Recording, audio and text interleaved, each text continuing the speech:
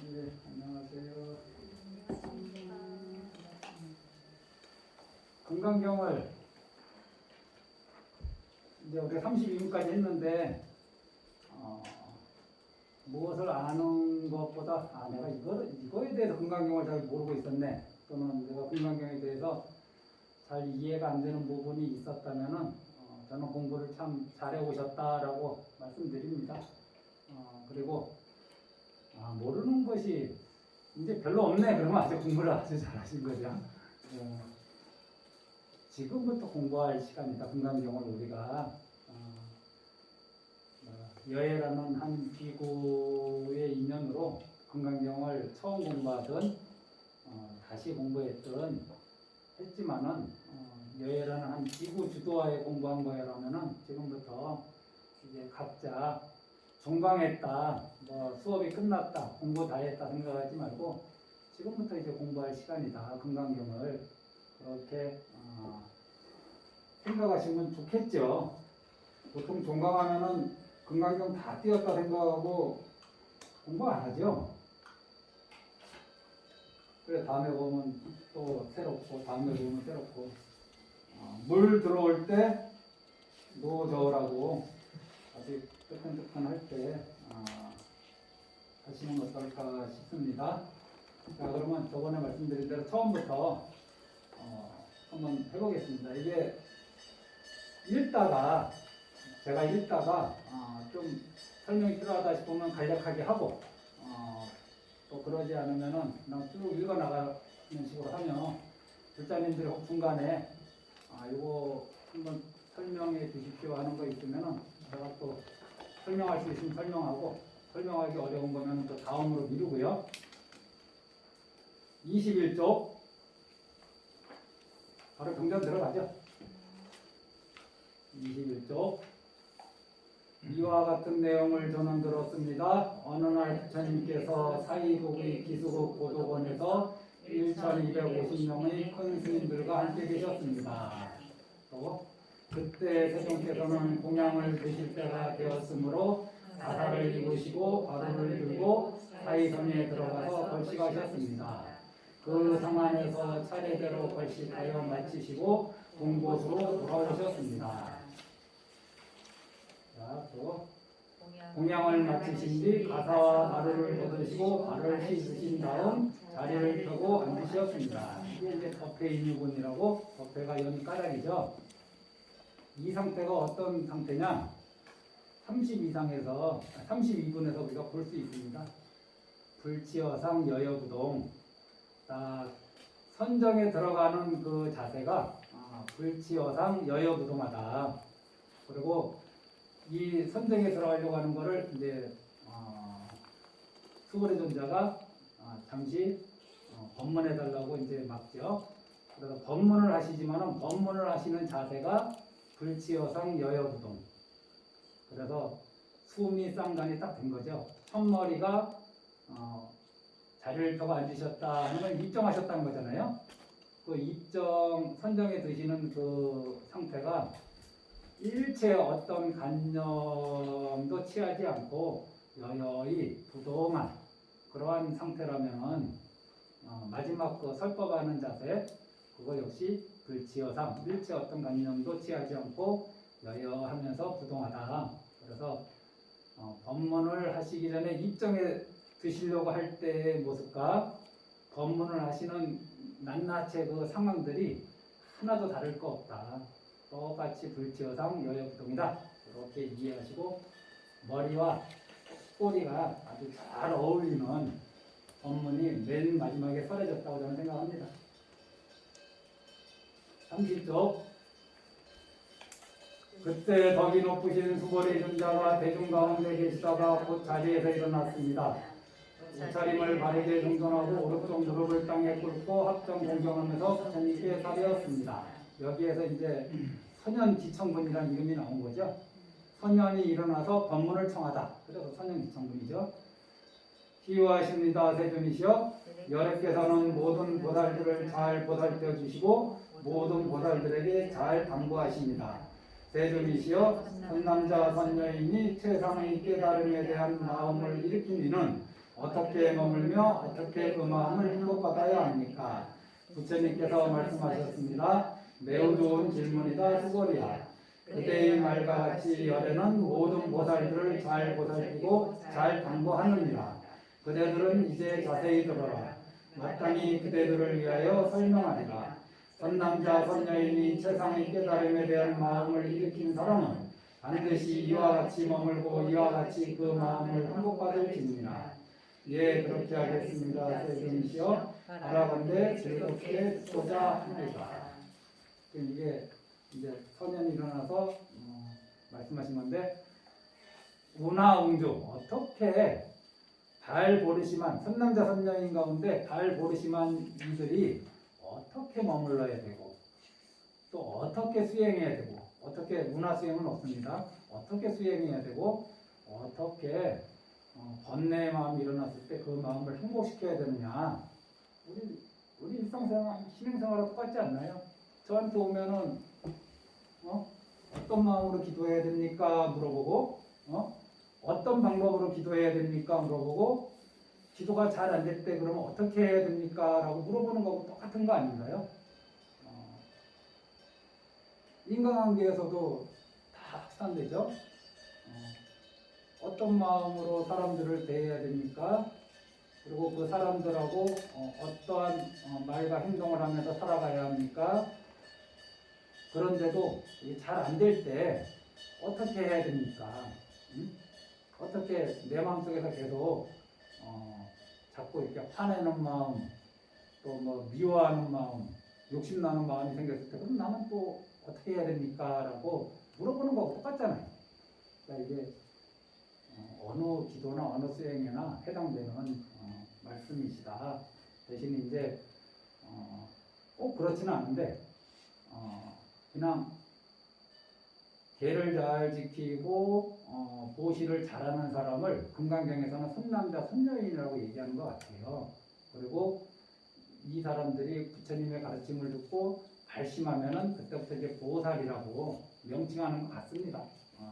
정확하게 그것이다라고 규정은 나와 있지 않지만, 그래서 발 보르심을 하지 않았으면은 보살이 아니다. 그리고 왜 보살이 소승의 그 수행자들하고 다르냐? 소승의 수행자는 자기의 깨달음을 추구하거든요. 자기의 행복, 자기의 마음의 평온, 이거를 추구하는데, 그 가운데 부처님의 음성을 듣고 깨달아가는 이 수행자를 성문이라고 해요. 소리성 들을문에서 부처님의 음성을 듣고서 이제 그 음성이란 부처님의 가르침을 얘기하는 거겠죠. 부처님의 가르침대로 수행하는 사람들, 경전을 의지하고 경전에 의하여 수행하는 사람들을 성문승이라고, 오로지 자기 깨달음을 추구하는 사람이죠. 이 부처님의 가르침에 의지하지 않고서 연기법을 관하여 깨달음을 이루고자 하는 이들을 이제 연기할 때 연 써서 연각, 또는 부처님의 가르침에 의지하지 않고 홀로 그 길을 간다 그래서 독각, 이렇게 해서 이제 연각, 독각은 같은 의미로 쓰입니다. 이게 다 자기 태타를 추구하는 분들이거든요. 그런데 여기 이제 지금 이제 대승보살이잖아요. 대승보살의 첫 번째 마음가짐은 무엇이냐? 발보르심의 마음가짐이 중생들과 같이 가겠다는 거예요. 이게 전혀 다른 겁니다. 중생들하고 함께 하겠다. 중생들을 구제하는 거하고 자기 완성의 길을 같이 가는 거를 함께 하는 거예요. 그래서 이게 대승보살이 좀 틀립니다. 자, 또 한 장 보겠습니다. 아니다. 337쪽. 부처님께서 수고리에게 말씀하셨습니다. 모든 보살 마하살은 반드시 이와 같이 그 마음을 행복받을지니라. 보살은 온갖 중생들의 종류인 아래서 태어나는 것, 태에서 태어나는 것, 습기에서 태어나는 것, 연하여 생기는 것, 형상이 있는 것, 형상이 없는 것, 생각이 있는 것, 생각이 있지도 않고 생각이 없지도 않은 것들을 모두 무열건에 들게하여 제도하느니라. 이게 모든 중생들을 도반으로 삼는 거죠. 적으로 삼거나 뭐 이렇게 뭐 연인으로 삼는 게 아니라 도반으로 삼는 거예요. 같이 수행하는 도반으로. 그래서 모든 일체 중생이 대상이다. 이 대상에 대해서 자기의 이익과 뭐 자기의 그 뭐 감정, 생각 이런 거에 의해서 선호 뭐 이런 거를 두지 않고 먼저다 뭐 뒤다 이런 생각 두지 않고 일체 중생을 그 대상으로 한다. 대상에 대한 차별이나 제한이 일체 없는 거 이것이 이제 발버릇이만 보살의 첫 번째 마음가짐이고 두 번째 마음가짐은 뭐냐? 쓸데없는 거 신경 안 쓰고 오로지 깨달음만을 추구하겠다. 그게 이제 무여열반. 그래서 첫 번째 마음을 강대한 마음이라고 그러고 무여열반만 생각하니까 이거를 제일 가는 마음이라고 하는 거죠. 한 장 넘겨서 이와 같이 한량없고 헤아릴 수 없고 가없는 중생들을 제도하지만 실은 제도를 받은 중생은 없다. 이게 한량없고 헤아릴 수 없고 가없는 중생들 하니까 이게 마치 뭐 숫자를 얘기하는 것 같지만은 내 주위 내가 어떤 일을 하다가 멈추는 일들이 얼마나 많은가요? 좋은 마음 냈다가 멈추는 일이 얼마나 많아요? 중생들이 많아서 멈추는 건 아니거든요. 내 마음이 지쳐서 멈추는 거지. 그리고 오로지 내 마음에 관계된 거지. 내가 선업을 포기하는 게 사람들이 선업에 대한 뭐 인정을 안 해주거나 뭐 아니면 선업이 효과가 없고 이런 게 아니라 그냥 내가 하다가 지친 거야. 그만하고 싶은 거예요. 그래서 중간에 그만두고 싶은 마음, 포기하고 싶은 마음, 이만큼 했으면 됐지 하는 그 마음을 버려야 하는 거죠. 그 마음을 갖지 않는 거. 그래서 이거를 항상 한다 그래서 상심이라고 하죠. 그 다음에 실로 제도를 받은 중생이 없어. 여기에서 이미 법공이 나온 거예요. 내가 중생을 제도했다 그러면 아공을 모르는 거죠. 내가 중생을 제도했다 하면 아공을 모르는 거고 제도할 중생이라는 실체가 따로 있다. 그러면 법공을 모르는 거죠. 그래서 사실 처음에 바로 법공이 바로 나온다는 것을 이제 이해하시고 이거 똑같은 걸로 우리가 이 몸이 내 몸이라고 그러잖아요. 그런데 불교에서는 이 몸은 지수화풍 4대가 모여서 된 것이다. 죽으면은 뭐 견고한 것은 땅으로 돌아가고 축축한 것은 물로 돌아가고 뭐 이렇게 다 얘기하잖아요. 따뜻한 것은 바람으로 돌아가고 움직이는 것은 바람으로 돌아간다. 그러니 이 몸이라는 것에 나라고 할 것이 없다. 라고 하면 이제 무아를 터득한 거죠. 그런데 그러면 지수화풍은 따로 있는 건가? 견고한 것은 땅으로 지로 돌아가고 축축한 것은 물로 돌아가고 이렇게 하면은 지수화풍이라는 것은 있는 것인가 할 때 지수화풍 역시 공하다고 알면은 그거는 나가 아니잖아요. 지수화풍은. 그러면 이제 법공을 아는 거죠.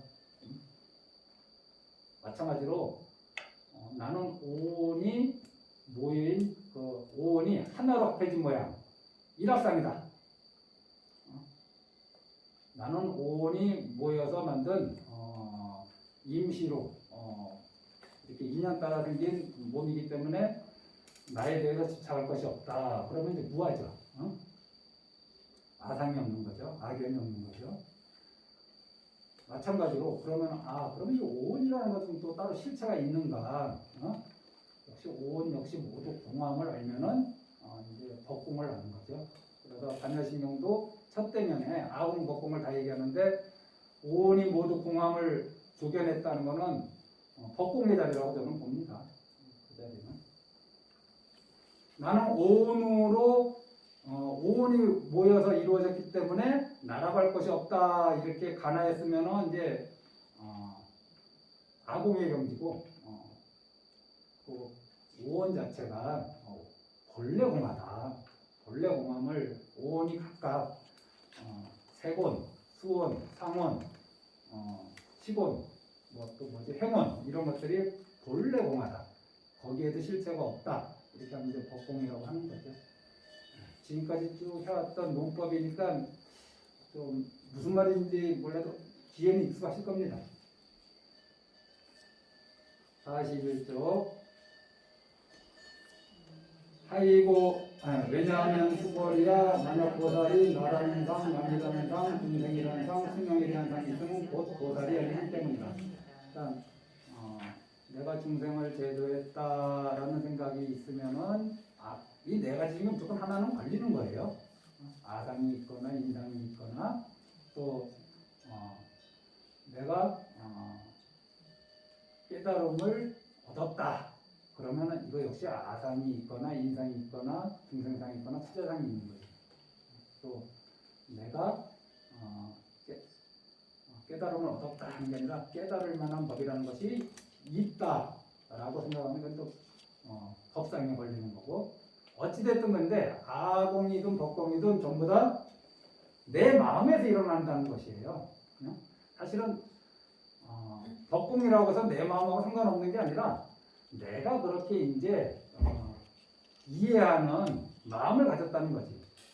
나라는 거에 대한 집착을 내려놓는 거 이거는 이제 아공을 획득했다 그러는 거고 나 외에 다른 것에 대한 집착을 내려놓았다는 거 그거 역시 나에 대한 내 마음의 일 아닌가요? 그거 역시 그거는 이제 법공에 대한 이해를 터득했다는 것 이렇게 이제 우리가 달라붙고 아상, 인상, 중생상, 수자상은 이제 또 설명하면 기니까 한번 앞에서 한번 보십시오. 이게 대승정종이다. 대승보살이라고 하려면 이렇게 다르고 근본이 되는 요 가르침을 잊지 말아야 된다. 네 가지만 뭐죠? 일체 중생에 대해서 차별 두지 않는 것, 어떤 중생도 차별심을 없애는 것, 평등하게 대하는 것. 그 다음에 삶의 목적은 무여열반이죠. 그 다음에 중간에 포기하거나 태굴하거나 이만하면 됐지 않은 만족감을 갖지 않는 거. 이게 영원한 항상 하는 마음. 그 다음에 내가 중생을 제도시킨 일이 없다. 제도받을 중생이 없다. 이렇게 하는 것이 전도되지 않은 마음. 여기에서 하나라도 어긋나면 네 가지 마음 중에 하나라도 어긋나면 아상, 인상, 중생상, 수자상 어느 것 하나에는 무조건 걸려든다. 이렇게 요행무주분은 이게 운하수행 아까 어떻게 머물러야 되고 어떻게 항복받아야 됩니까? 라고만 물어봤지만은 다른 번역본에는 운하수행도 나오거든요. 묘행무주가 이게 어떻게 수행해야 됩니까? 그러면 이제 수행하는 그 방법, 그게 이제 묘행무주죠. 그럼 뭘 갖고 묘행무주라고 하는지 한번 보겠습니다. 46쪽. 또 수벌이야 보살은 반드시 어떤 곳에도 머물지 말고 고시를 해야 하나니 이를 때면 사물에 머물지 말고 고시할 것이며 소리와 향기와 맛과 감촉과 그의 온갖 것에 머물지 말고 고시해야 하느니라. 수벌이야 보살은 반드시 이와 같이 고시하여 형상에 머물지 말라. 왜냐하면 만약 보살이 형상에 머물지 않고 고시하면 그 목적은 가히 상상할 수 없느니라. 다들 이제 잊어버리셨을 것 같은데 여기에서 형상은 제가 간념이라고 좀 적어놓으라고 굳이 색상량 미촉법에서 이 형상만 얘기할 이유가 없거든요. 어떤 간념에도 모양에 끄달리지 말고 소리에 끄달리지 말고 향기에 끄달리지 말고 맛에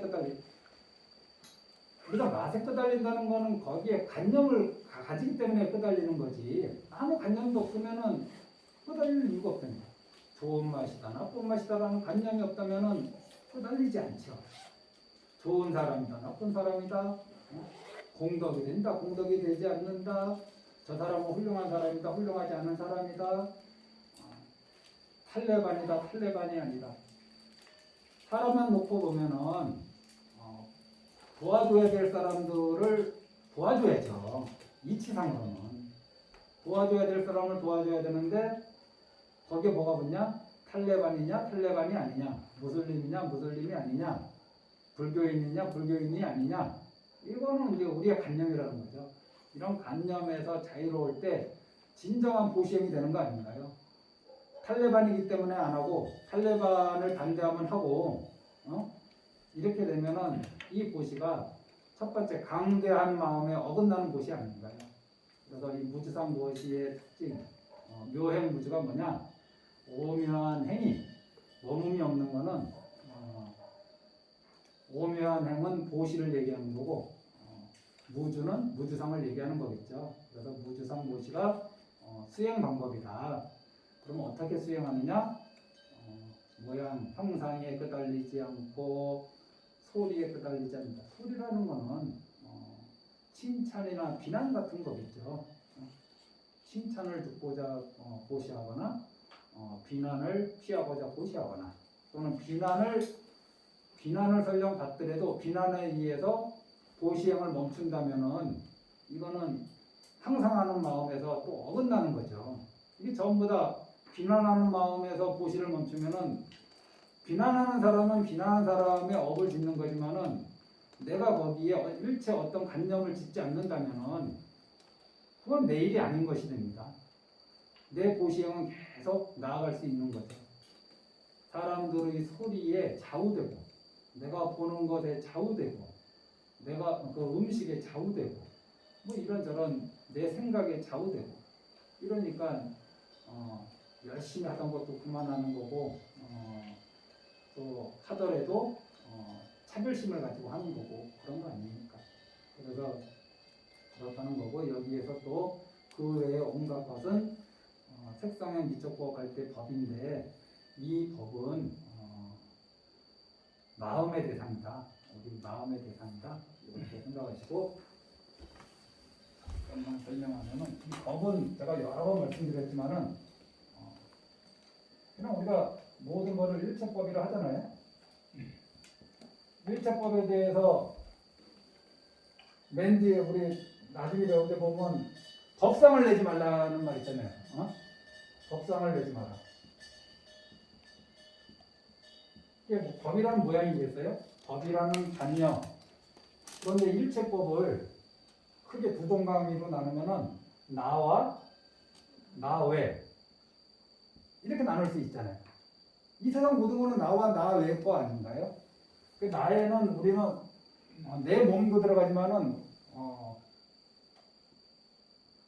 마음도 들어가고 우리 사람들은 나의 것도 나에 포함시켜요. 나의 것이라고 생각하는 거예요. 그래서 우리 거사님 도관 거사님은 와이프가 내 것인 줄 알았다. 딸이 내 것인 줄 알았다. 이렇게 얘기하시는 것도 은연중에 나의 것으로 한 거예요. 그리고 요것을 제외한 모든 것 이것을 우리는 색성향 미촉법이라고 합니다.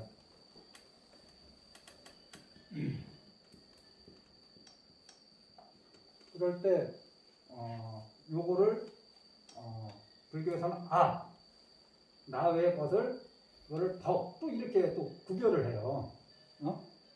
그래서 일체법은 아와 법으로 구별돼. 아는 나, 법은 나 외의 것들. 근데 이 법에는 또 색성향 미촉법이 있어. 이 법은 색은 눈의 대상, 성은 귀의 대상, 향은 코의 대상, 미는 혀의 대상, 촉은 이 몸의 대상, 감촉이니까 법은 마음의 대상. 그러니까 이제 어른들이 번역한 거는 색성향 미촉법을 빼면 그의 모든 것들이잖아요. 그렇게 이제 설명하신 거고 정확하게는 이제 마음의 대상이다. 이렇게 해서 이 법을 좀 구별할 필요가 있다. 그러면은 일체법에 대해서 법상을 내지 마라. 그러면 몸에 대해서 이 몸이라는 관념을 내지 말고 마음에 대해서 내 마음이다라는 관념을 내지 말고 나의 것이다, 나의 것이라고 생각하는 거에서 나의 것이라는 관념을 내지 말고 이렇게 하라는 거 아닌가요? 색에 대한 관념을 내지 말고 소리에 대한 관념을 내지 말고 보시해라. 향기에 대한 관념을 내지 말고 보시해라. 맛에 대한 관념을 내지 말고 보시해라. 촉에 대한 관념을 내지 말고 보시해라. 내 마음의 대상에 대한 관념을 내지 말고 보시라. 마음의 대상이라는 게 우리가 마음의 대상이라는 게 뭐 별거 있나요? 우리는 뭘 마음의 대상으로 하느냐? 색성향 위촉을 마음의 대상으로 합니다. 그게 무슨 말이냐? 지금 우리가 이렇게 보고 있지만은 돌아가셔서 잠시 혼자 있을 때 아까 강의하는 중에 여혜 스님이 말했던 그 모습을 떠올릴 수 있고 여혜 스님이 말했던 그 소리를 떠올릴 수 있고 이건 그 자리에 없는 거잖아요. 내 마음에서 떠오르는 거잖아. 이게 마음의 대상이라거든요. 이걸 법이라거든요. 그래서 색성향 위촉 이걸로 이전에 경험했던 거 이거 전부 다 경험했던 것 중에는 좋은 것도 있고 나쁜 것도 있겠죠. 기억하고 싶은 것도 있고 기억하고 싶지 않은 것도 있죠. 우리들 삶은 그런 거에 얼마나 크게 좌우되고 있습니까? 기존에 경험했던 거에 큰 영향을 받고 살잖아요. 그런 거에서 자유롭지 못하니까 부처님께서 이렇게 얘기하시는 거죠. 옛날 기억에 속박돼 갖고 보호시행을 하거나 보호시행을 멈추거나 이러지 않는 것이 무주상 보시의 요건이다. 이렇게 말씀하시는 거죠. 저희 아상인상 할 때 예. 인상도 이제 나 외의 것을 또 인상이라고 하잖아요. 예. 그럼 지금 스님께서 말씀하시는 저 법상에 하고 그 나아닌 인상하고는 어떻게 다른 거지? 여기에서 아상 여기 아예 네. 저는 이렇게 봅니다. 아예 인상, 중생상, 네. 수자상. 그래서 나는 나다. 이 인상도 인상, 중생, 수자상은 아상을 좀 해체해서 설명한 것이라고 다 같은 거다 같은 것이다. 근데 보는 각도에 따라서 나는 나다. 나는 이런 게 이제 한마디로 딱 이렇게 얘기할 수 있다면은 나는 사람이다. 나는 중생이다. 나는 일정한 목숨이 있다. 이렇게 해서 전부 다 아상의 테두리 안에 넣는데 때로는 이 인을 다른 사람이라고 이렇게 하고 이거를 중생이다. 다른 사람을 얘기하는 것을 하거든요. 불교에서는 다른 사람에 대해서 얘기하는 건 다 법공이거든요. 이게 아니라 지금은 나에 대한 관념을 먼저 얘기한 거죠. 나는 어떤 사람이다. 나는 중생이다. 부차다. 나는 일정한 목숨이 있다. 영원한 목숨이 있다. 뭐 이런 식으로 자기에 대한 얘기를 하는 거니까 그 외에 보다님 얘기하신 그거는 이 세 개 들어갈 수 있죠. 그럼 저 인중수는 예. 아가 범위를 넓혀서 예, 좀 세분해서 아를 좀 자세히 설명하기 위해서 인상, 중생상, 수자상을 이렇게 풀어서 설명한 것이다. 자, 49쪽, 48쪽. 수고리야 그대는 어떻게 생각하는가? 동쪽 오공을 모두 상상할 수 있는가? 상상할 수 없습니다. 세존이시여. 수거리야 남쪽, 서쪽, 북쪽과 내 감각과 위쪽과 아래쪽의 허공을 모두 상상할 수 있는가? 상상할 수 없습니다. 세존이시여. 수거리야 보살이 형상에 머물지 않고 보시하는 폭폭도 또한 이와 같아서 아예 상상할 수 없느니라. 수거리야 보살은 다만 이와 같이 가르쳐준 대로 머물러야 하느니라. 이게 이제 이와 같이 수행하고 이와 같이 머무르라는 거잖아요. 여기 형상이라고 또 나와 있지만은 굳이 뭐 형상만 얘기할 이유가 없잖아요. 어떠한 우리는 지금 모양을 얘기하는 게 아니라 내 마음에 있는 아상을 얘기하는 거잖아요. 그러니까 아상은 내 모양을 얘기하는 게 아니라 나의 관념이거든요. 내가 가지고 있는 이 관념, 나와 나 외의 것들에 대해서 잘못된 인식을 하고 있기 때문에 갖게 된 관념들, 그거를 버리라고 하는 거거든요. 지금 나와 나 외의 것들에 대한 그 본질, 본성, 이거를 잘 이해하지 못하고 있기 때문에 갖게 된 잘못된 관념들, 이거를 버리라고 하는 거기 때문에 이 상을 계속 어른스님 말씀처럼 형상으로만 해석하면은 그래도 가장 작은 해석이 되는데 관념으로 계속 바꿔가면서 생각을 하셔라. 앞으로 공부하시면서. 그리고 형상으로 봐야 될 때가 몇 군데 있다고 했잖아요. 30 이상을 얘기하거나 뭐 이럴 때. 이럴 때는 반드시 모양으로 봐줘야죠. 뭐 여기 뭐 동서남북 뭐 그리고 뭐 그 사이에 보면 우리가 흔히 얘기하잖아요. 동서풍이 뭐 동서남북하면 그 사이에 네 군데가 또 있잖아요. 그래서 이걸 사방이라고 그러고 동서남북을 사방이라고 그러고 네 군데를 사유라고 합니다. 그래서 사유. 그리고 위아래 합치면 상하까지 합치면은 이게 시방이거든요. 이거 설명하면 드렸죠. 이것이 요행무주다. 요행이 무엇이냐?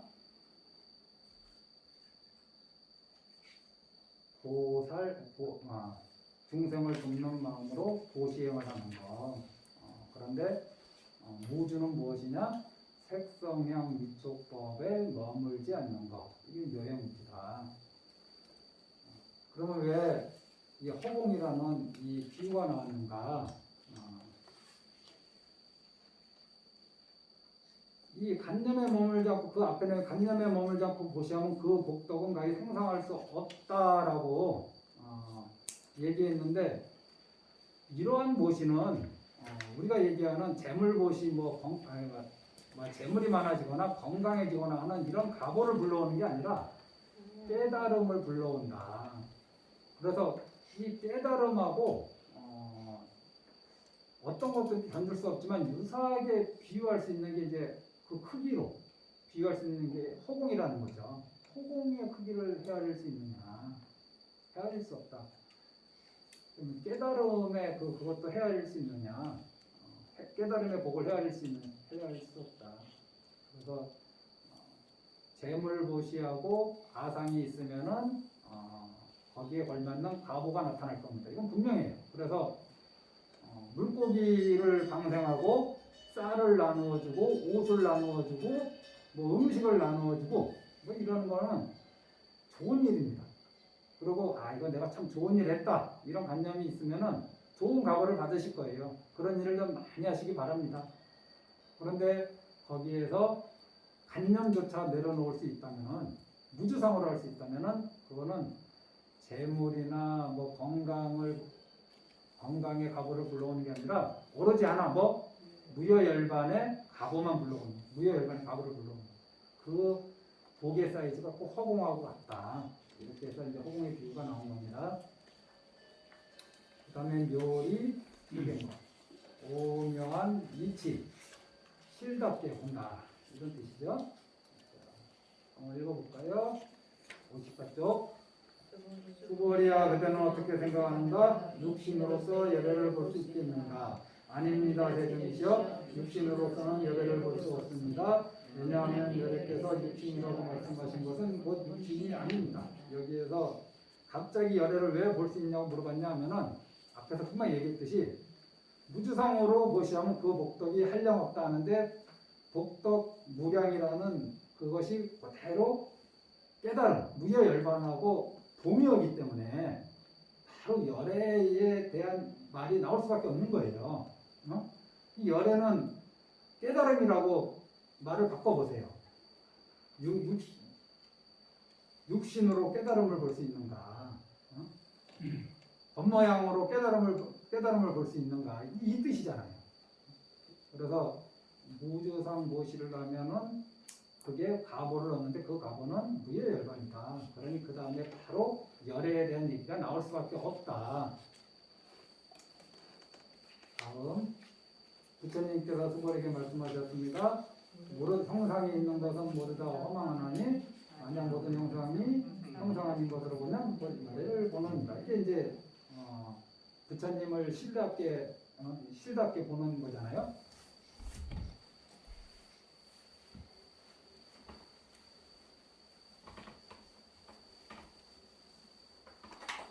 우리가 처음부터 끝까지 공부했으니까 범소유상은 우리가 같은 말로 일체법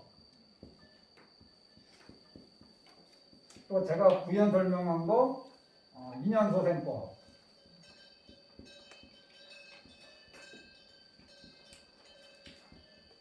유의법.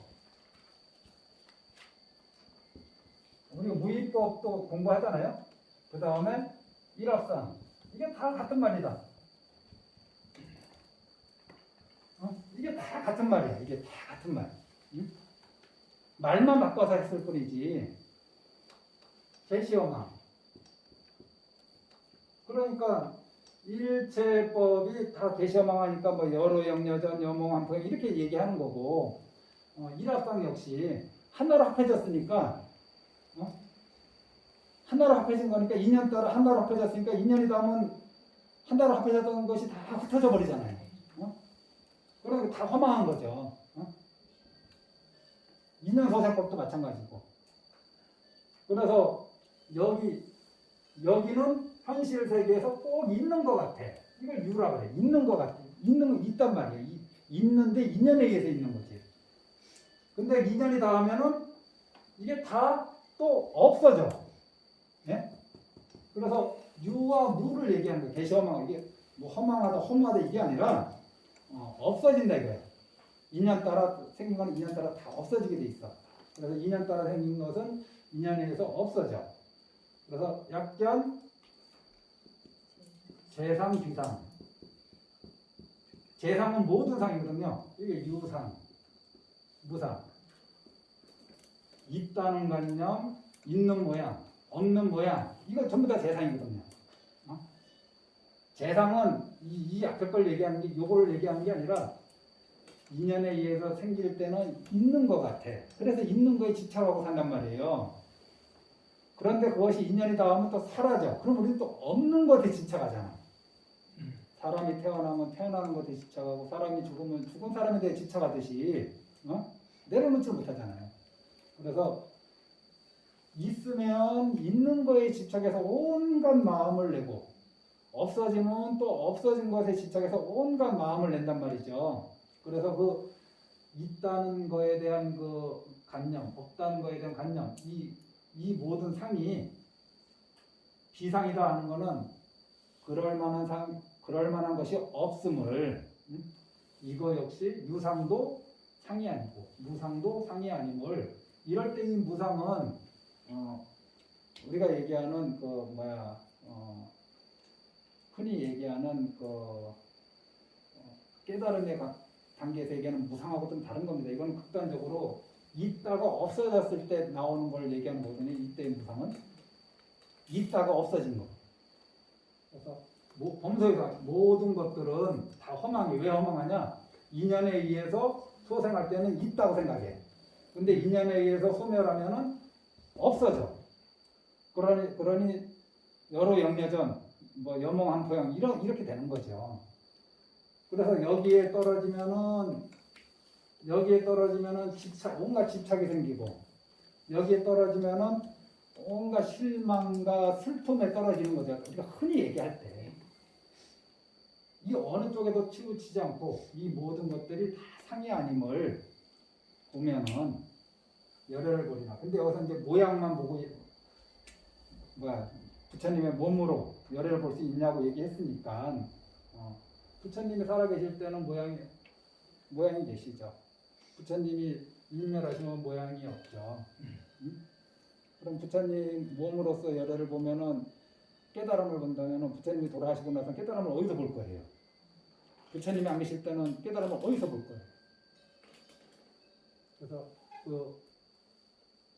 유에도 무에도 걸리지 않고 거기에 그것이 모두 상이 아닌 어떤 관념에도 머물지 않는 거. 그래서 이게 재상 비상이 아까 제가 늘 얘기한 거 앞에 이거하고 연관돼서 생각하면은 조금 가닥은 잡히지 않으실까. 지혜까지 우리가 다 공부했으니까 일합상까지 제가 다 말씀드리는 거예요. 그리고 중간중간에 일체법은 또 불법이라는 말도 나오거든요. 부처님과 불법. 그럼 불법은 다 진실하고 진짜고 진실하고 이치인데 그거 역시 이것이 불법이다라고 관념을 가지는 순간 또 옆으로 또 한쪽으로 치우치는 거죠. 그건 나중에 이제 또 나오면 그때 얘기하겠습니다. 지금부터 이제 진짜 금강경 공부할 시간이에요. 이제 우리가 32분까지 공부했을 때 처음에 말씀드렸듯이 금강경 공부 다 한 게 아니라 이제부터 각자 금강경을 공부할 시간이 됐다. 하나만 더 하고 넘어갈까요? 정신이육은 후보리가 부처님께 여쭈었습니다. 세존이시여 잠옷 어떤 중생이 이와 같은 언설이나 장구를 얻어듣는다면 실다운 믿음을 내겠습니까? 부처님께서 수고리에게 말씀하셨습니다. 그런 말을 하지 말라. 열애가 열반한 지 최후의 500년 경에도 복을 닦는 사람들이 있으리라. 그들은 이러한 글귀에 신심을 내고 이러한 이치로서 진실을 삼으리라. 자, 더 나아가 반드시 알아야 한다. 이러한 사람들은 한 부처님이나 두 부처님이나 셋, 넷, 다섯 부처님에게만 선물을 심은 것이 아니다. 이미 한량없는 천만 부처님의 처소에서 여러 가지 성분을 심은 사람들이다. 그래서 이러한 글귀를 보고 한 생각이나마 청정한 믿음을 내놓는다. 수고리아 열애는 이 모든 중생들이 이와 같이 한량없는 독독을 얻으리라는 것을 다 알고 다 보느니라. 왜냐하면 이 모든 중생들은 더 이상 말하는 상이나 남이라는 상이나 중생이라는 상이나 수명에 대한 상이 없느니라. 그리고 옳은 법이라는 상도 없고 그른 법이라는 상도 없기 때문입니다. 자, 하나 더. 왜냐하면 이 모든 중생들이 만약 마음에 어떤 상을 취하면 곧 나라는 중생과 수명에 지쳐가게 되기 때문입니다. 왜냐하면 만약 옳은 말인 법이라는 상을 취하여도 곧 나와 남과 중생과 수명에 지쳐가게 되며 만약 그런 법이라는 상을 취하여도 나와 남과 중생과 수명에 지쳐가기 때문입니다. 그러므로 반드시 옳은 법을 취하지도 말고 반드시 그런 법을 취하지도 말라. 이러한 이치에 근거한 까닭에 열애는 이를 말하기를 그대의 기구들은 나의 설법을 뗏목의 비유처럼 알라라고 하였노라. 옳은 법도 오히려 반드시 모래야금을 하물며 그런 법이니라. 이게 이제 정신이육은 누가 이러한 믿기 힘든 실천하기 어려운 이 가르침을 믿겠습니까? 라고 우구심을 내니까 부처님이 그런 말 하지 말라고 언제나 이 사과세계에는 계를 잘 지키는 사람, 이거는 꼭 계를 받지 않아도 불교 절에 와서 꼭 정식으로 계를 받지 않아도 청정하게 사는 사람이 있어요. 남을 해코지하지 않고 남에 대해서 쓸데없는 말 험담 안 하고 몸과 마음에 해로운 물질을 섭취 안 하고 마약이나 이런 것들 또 부정한 행동을 안 하는 사람들이 있어요. 꼭 계를 받지 않아도 이러한 사람들은 형식적으로 계를 받든 받지 않든 청정한 행을 하는 사람이죠. 또 이것이 보시라는 말을 전혀 몰라도 보시가 무슨 의미인지 그 뜻을 몰라도 처음 듣는 사람이라도 남을 도우면서 살아가는 사람, 남한테 베풀면서 살아가는 사람이 있습니다. 그게 보시이라는 이름을 갖다 붙이지 않더라도 이런 사람들이 우연찮게 부처님의 가르침을 듣게 되면은 더 발심을 하게 될 인연이 된다는 거죠. 근데 이들이 요원생의 인연으로 이렇게 된 게 아니라 과거생부터 사실은 부처님이 딱 그 오안으로 살펴보니까 유관, 천안, 법안, 해안, 법안, 불안 이렇게 이 오안으로 살펴보니까 과거에 많은 부처님 초소에서 성분을 심었다. 그래서 이번 생만의 일이 아니다. 이렇게 이제 증명하시는 거죠. 이네들이 무량한 복덕을 얻으리라. 성분을 심는 거에 대해서는 제가 얼마 전에 말씀드렸죠. 부처님께 공양하고 잘 받들어 섬기는 거, 이것이 이제 성분을 심는 거라고 강의 중에 말씀드렸습니다. 경전 내용을 통해서 총 4번에 걸쳐서 하려고 그러니까 32분이니까 8번씩 해야 되는데 이게 어떻게 될지 모르겠습니다. 일단 하는 데까지 해보고 일단 1교시를 여기서 마치겠습니다.